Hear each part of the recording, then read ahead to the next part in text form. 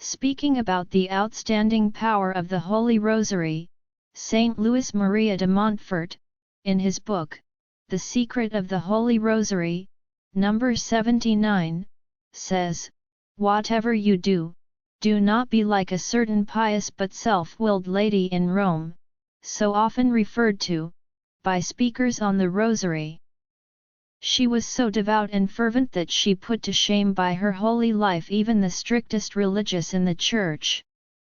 Having decided to ask Saint Dominic's advice about her spiritual life, she made her confession to him.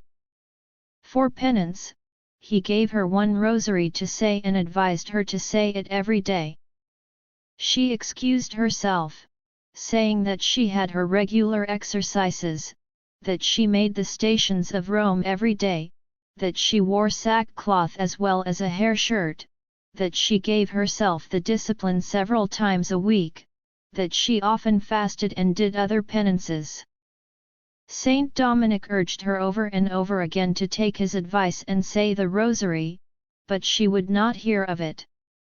She left the confessional, horrified at the methods of this new spiritual director, who had tried so hard to persuade her to take up a devotion for which she had no taste. Later on, when she was at prayer, she fell into ecstasy and had a vision of her soul appearing before the Supreme Judge. Saint Michael put all her penances and other prayers on one side of the scales, and all her sins and imperfections on the other. The tray of her good works was greatly outweighed by that of her sins and imperfections. Filled with alarm, she cried for mercy, imploring the help of the Blessed Virgin, her gracious advocate, who took the one and only rosary she had said for her penance, and dropped it on the tray of her good works.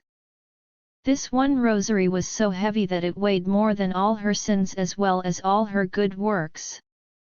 Our Lady then reproved her, for having refused to follow the counsel of her servant Dominic and for not saying the rosary every day. As soon as she came to herself, she rushed and threw herself at the feet of Saint Dominic and told him all that had happened, begged his forgiveness for her unbelief, and promised to say the rosary faithfully every day. By this means she rose to Christian perfection and finally to the glory of everlasting life. You who are people of prayer, learn from this, the power, the value and the importance of this devotion of the Holy Rosary, when it is said with meditation on the mysteries.